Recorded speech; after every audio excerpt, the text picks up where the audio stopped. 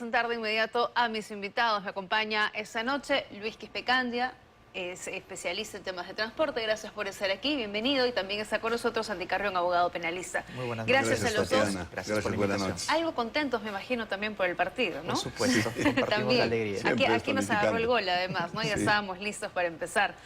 Pero a ver, hablando ahora sí del tema que nos convoca, ¿no? Estábamos hablando y viendo inicialmente la nota que nos trajo esta noche Jessica Lara, el segundo día de paro, y conversaba también con el representante del gremio de transportes, Julio Campos, que decía, el paro se ha suspendido de manera temporal porque no hay voluntad política, principalmente del Congreso, con las leyes que no se han derogado, no se han archivado, así que la cosa puede venir a más. Señor Quispecandia, ¿qué piensa de este anuncio? Yo creo que el problema de la extorsión no es de ahora, ya son muchos años que se viene dando en nuestro país, en la construcción civil, en Trujillo, en toda la ciudad, diferentes personas, comerciantes vienen siendo extorsionados.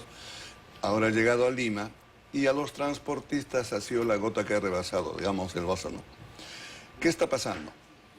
Por un lado, me sorprende y me preocupa la versión del señor ministro de Transportes porque en el primer paro, él como conclusión anunció que instalaría 24.000 cámaras en los 24.000 combis, cúster y buses.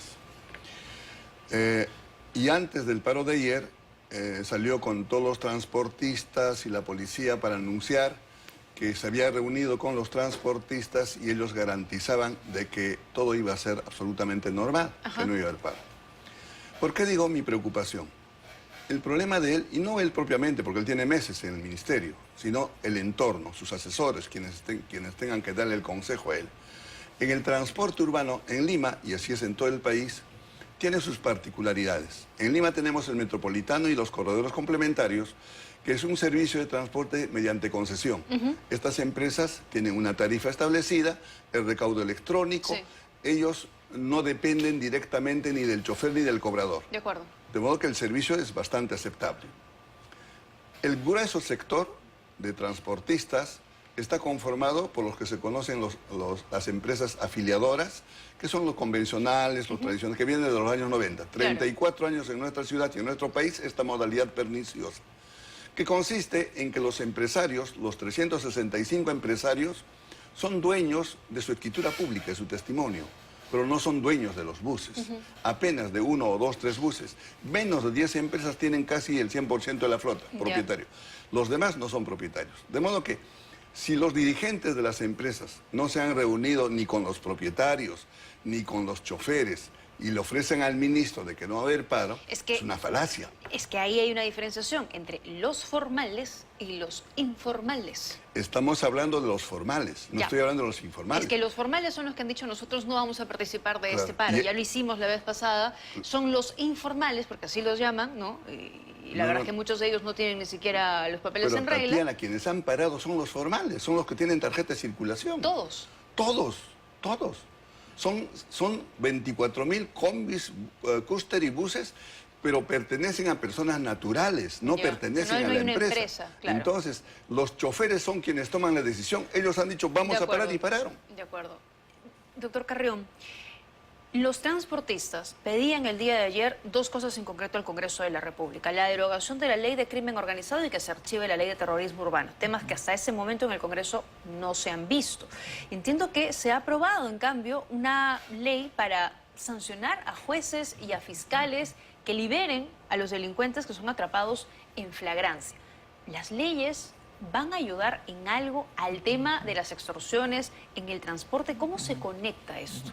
Primero señalar, Tatiana, que el Congreso de la República no está en sintonía con la población, ¿no? Por un lado, exigen que se les garantice la libertad de trabajo, ¿no? Y que no trabajen bajo amenazas de extorsión, coacción o algún otro. Y en segundo lugar, debemos de reprochar al Congreso de la República que estas últimas normas que ha venido dando, reformando algunas otras, no le están haciendo un gran favor a la reducción de los índices de criminalidad, sino todo lo contrario.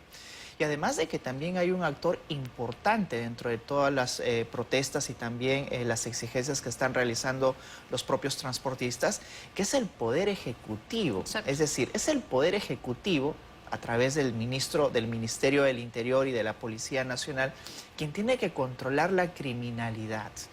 Es cierto que el Congreso de la República ha dado algunas normas que reformulan la ley del crimen organizado o incluso, ¿no?, que flexibilizan algunos otros ámbitos que en rigor no se condicen con la seguridad ciudadana.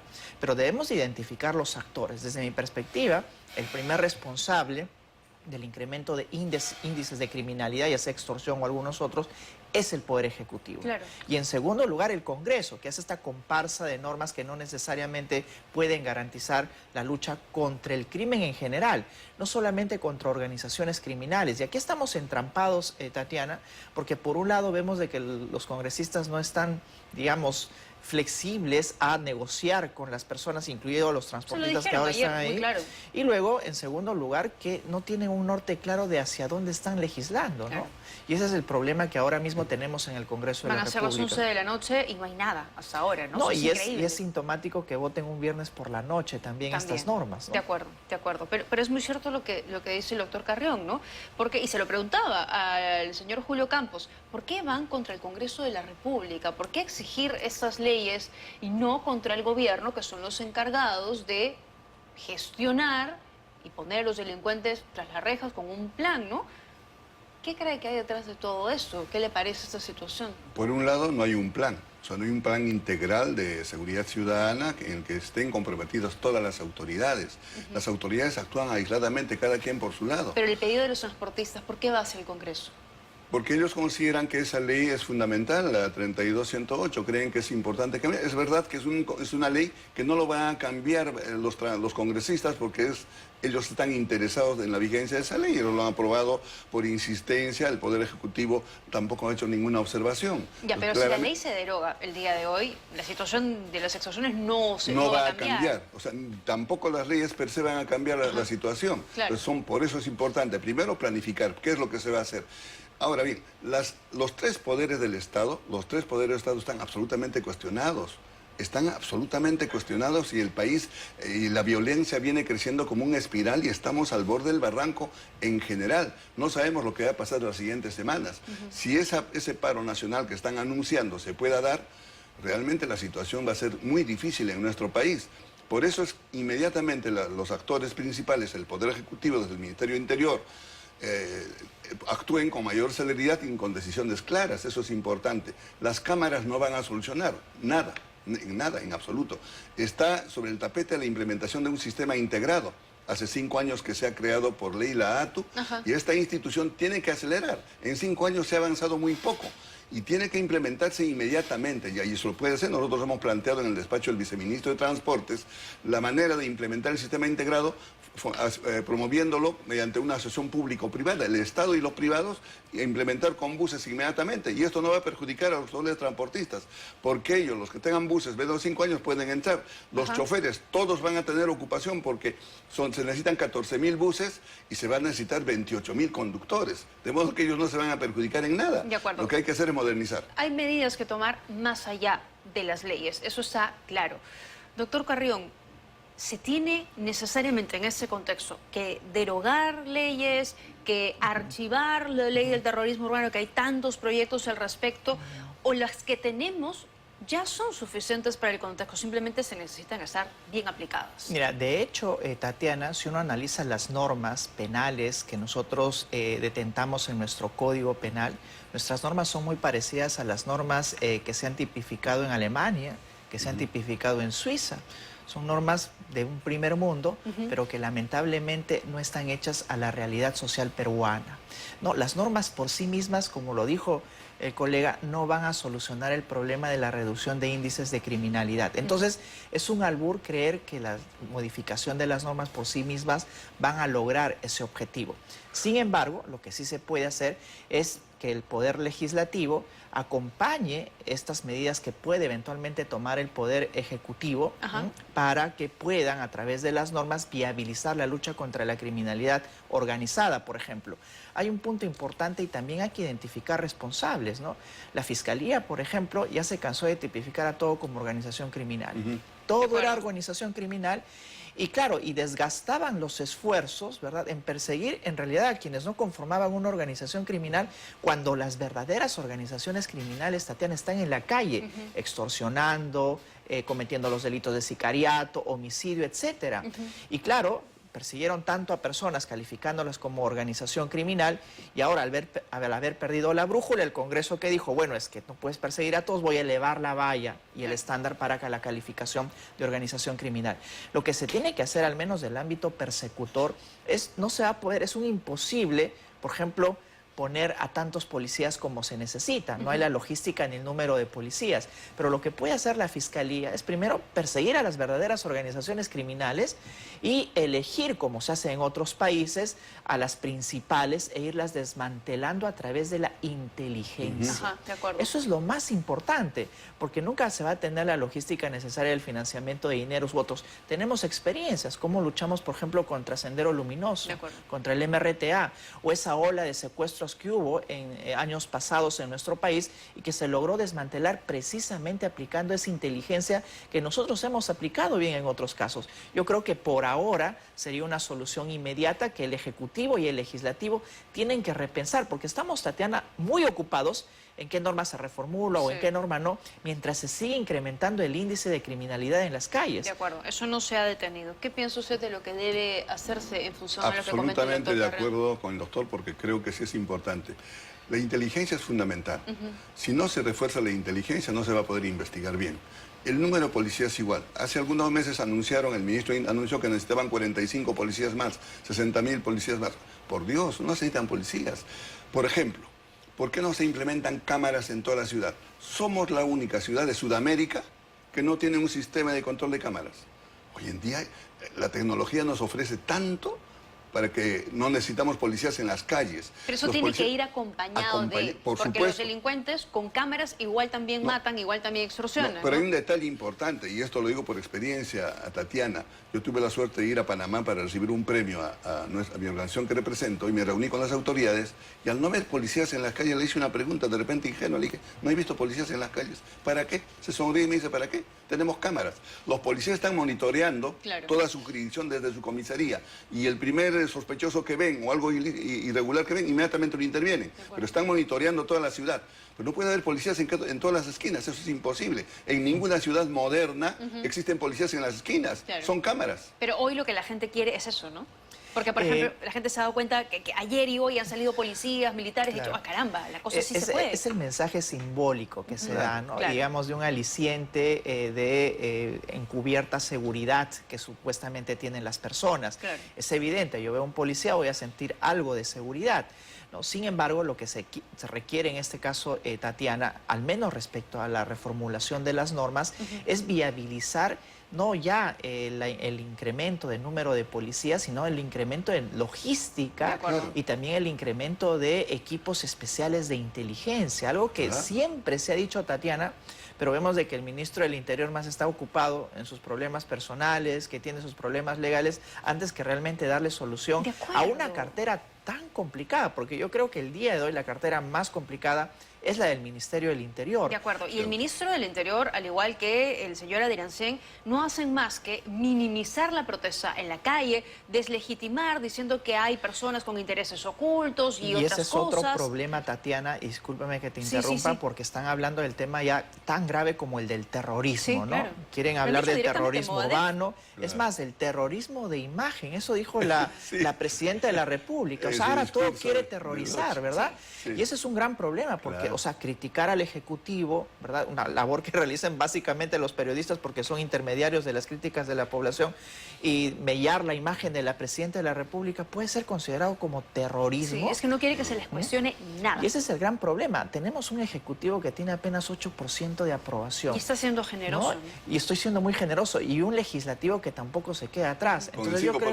También, claro. Exactamente, ¿no? Y van a llegar pronto a cifras negativas. Y ese es el gran inconveniente, porque si tú intentas terrorificar a toda la población, terrorismo urbano, terrorismo de imagen, el término pierde sentido y ya no se le otorga la gravedad necesaria. El terrorismo se identificó antes con Sendero Luminoso, con el MRTA, muertes en las calles, y eso es el real sentido del término. Claro, y además creo, y considero, y he escuchado a otros abogados también, que el terrorismo urbano no necesita tipificarse así.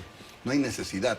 Ya el terrorismo está tipificado como tal, como los otros delitos también están dichos en el Código Penal. Lo que hay que hacer es perfeccionar, obviamente, pero no ir más allá. Y la presidenta insiste con el terrorismo urbano, el primer ministro insiste con el terrorismo urbano. El propio Colegio de Abogados ha dicho que no hay necesidad, obviamente no hay necesidad. Y además, para complementar eso, ya el delito de sicariato, el de extorsión, Claro. tienen hasta cadena perpetua Claro. en nuestro Código Penal. ¿Qué más? Lo próximo es la guillotina, Tatiana, Bueno, que para también que lo puedan, propuso, ¿no? Cadena para que de puedan muerte. ya mandar un mensaje a la población de que se van a sentir seguras. Insisto, el incremento de penas y la incorporación de nuevos delitos como Ajá. el de terrorismo urbano no van a reducir por sí mismos los absoluto. índices de criminalidad. De acuerdo. Si es que no se pone a trabajar de manera seria el Ejecutivo y también el Legislativo. Me preocupa un poco eso también que comentaba el señor Campos, y es otros pedidos que pudiesen haber. Ya no solo se lucha por la seguridad y que se eliminen los delincuentes, sino formalización de taxis colectivos, papeletas y otras cosas que tienen que ver con el transporte informal, raya ilegal. Evidentemente es absolutamente insensato pedir ello, no tiene sentido. Los propios congresistas, en particular el señor Montalvo, creo que es el de y el señor Cerrón. Cerrón, hace meses que vienen impulsando la ley para crear o implementar el auto colectivo en la ciudad capital. Eso es absurdo. Incluso la ley que han aprobado para los colectivos en las carreteras, absolutamente ilegal. Hay una resolución del Tribunal Constitucional con 4 votos, no alcanzó un voto para anular esa ley. Pero, por Dios, pese a eso, lo han reglamentado con un reglamento temporal. O sea, las cosas están de cabeza. De modo que creo que esos pedidos no tienen que darse. En relación a las papeletas, decía en el paréntesis de que nosotros, por ejemplo, hemos logrado que se creen los juzgados especializados de tránsito y seguridad vial, que deben haber juzgados penales, civiles y administrativos. Los administrativos para ver lo de las papeletas. Claro. Entonces, responsabilidad del Poder Judicial implementar esos juzgados administrativos para que todas las papeletas vayan a ese juez y se obligue a pagar. Hay miles de papeletas impagas porque aprovechan la ley 2744 para lograr judicializarlas y no pagar. Porque tienen abogados. Les pido una idea final, muy breve a los dos. ¿Qué piensan que va a venir la próxima semana con este gran paro que se va a anunciar, se va a convocar? Bueno, yo creo que estos pocos niveles de legitimidad que tiene el Congreso de la República y también el Poder Ejecutivo pueden derivar en protestas incluso violentas, porque la población ya está descontenta. No le solucionan los problemas básicos, y uno de los problemas básicos para poder desplegarse en el ámbito laboral, familiar, económico, es el de la seguridad, y no a través de la incorporación de normas que no van a solucionar nada, sino de que de verdad tienen que ponerse a trabajar. Esperemos de que estas normas que van a ser eventualmente reformuladas el día de hoy, entre gallos y medias noches, no originen también una mayor desazón por parte de la población, Claro. porque no se tratan de normas, sino de una real y efectiva lucha contra la criminalidad. Así debería ser. Señor Quispe-Candia. Además de lo dicho, yo creo que es importante que entiendan las autoridades tienen que tener un trabajo concertado. Si no lo hacen, no van a poder lograr absolutamente nada. El Ministerio Público es un organismo tan importante, autónomo, que está absolutamente reprobado por la comunidad en general. ¿Cómo es posible que un fiscal provincial insulte al fiscal, a un fiscal supremo, y no pase absolutamente nada? Como un obrero insulta al gerente general de una empresa y no pasa nada. O un suboficial insulta a su superior y no pasa nada. Tiene que haber orden en esa institución. Si no hay orden en la familia, en la sociedad, difícilmente vamos a llegar a un buen puerto. Gracias, señor Quispe-Candia. Gracias, doctor Gracias, Carrión, a Tatiana. los dos por habernos acompañado. Nos ha quitado un poco de tiempo el partido, pero sé que también se van contentos porque Perú ha ganado esta noche. Sí, Gracias a solamente. los dos por